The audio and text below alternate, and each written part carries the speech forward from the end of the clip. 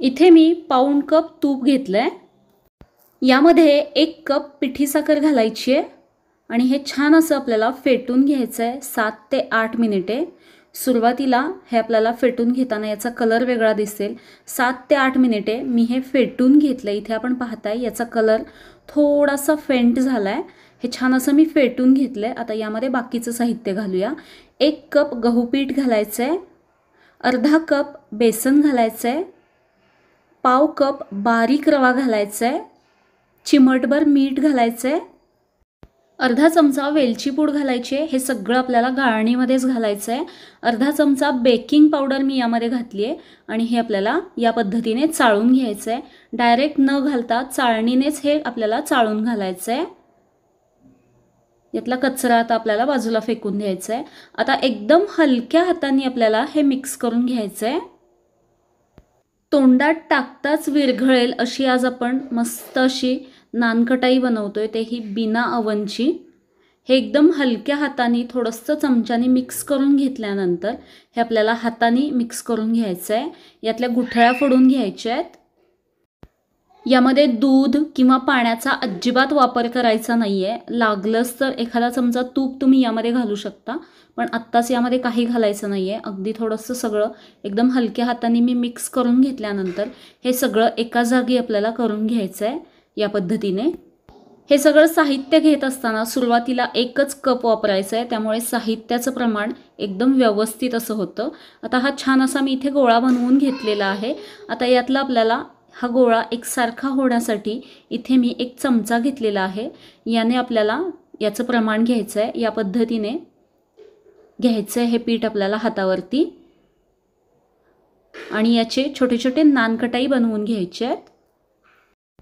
हाताने या पद्धतीने याला असं बाइंड करून घ्यायचं आणि याचा आपल्याला अशा पद्धतीने एक चपटा शेप देऊन घ्यायचा आहे। इथे मी दुसरी नानकटाई बनवून घेतेय। सगळ्या नानकटाई एकसारख्या होण्यासाठी इथे मी या चमच्याच्या मदतीने हे प्रमाण घेतेय। या पद्धतीने हातावरती एकसारखा याचा गोळा करून घ्यायचा आणि या पद्धतीने याला चपटा शेप देऊन घ्यायचा। ही नानकटाई आपण या आप्पे पात्रामध्ये बनवतोय, त्यामुळे मी त्यामध्ये एक बनवून ठेवलेली आहे। याला आपल्याला तूप किंवा तेल काही लावण्याची खाली गरज नाहीये। याच पद्धतीने बाकीच्या देखील नानकटाई मी इथे बनवून घेणार आहे। एका बाजूला मी तवा गरम होण्यासाठी ठेवलेला आहे। या पद्धतीने या सगळ्या नानकटाई मी बनवून घेतलेल्या आहेत। सुरुवातीला ही एकच बॅच झाली आहे, अजून दुसरी बॅच नंतरच्या वेळेला मी बनवणार आहे। याच्यावरती मी थोडेसे काजू बदामचे काप लावून घेतेय। इथे हा तवा मी हाय हीटवरती 2 ते 3 मिनिटे गरम करून घेतलाय।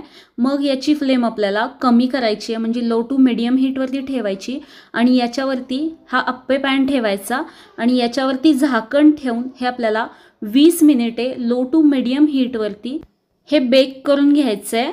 20 मिनिटानंतर याचं झाकण काढायचं आणि याची आपल्याला बाजू पलटून घ्यायची अगदी अलगदपणे। या पद्धतीने सगळ्या नानकटाईची आपल्याला बाजू पलटून घ्यायची आहे। आता अजून 10 मिनिटे हे आपल्याला बेक करून घ्यायचं आहे या बाजूने। 10 मिनिटानंतर याचं झाकण काढायचं।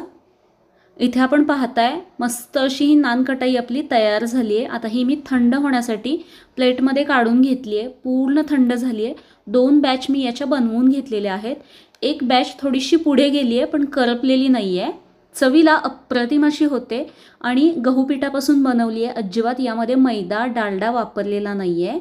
एकदम खुसखुशीत तोंडात टाकताच विरघळणारी ही नानकटाई तुम्ही देखील नक्की बनवून बघा।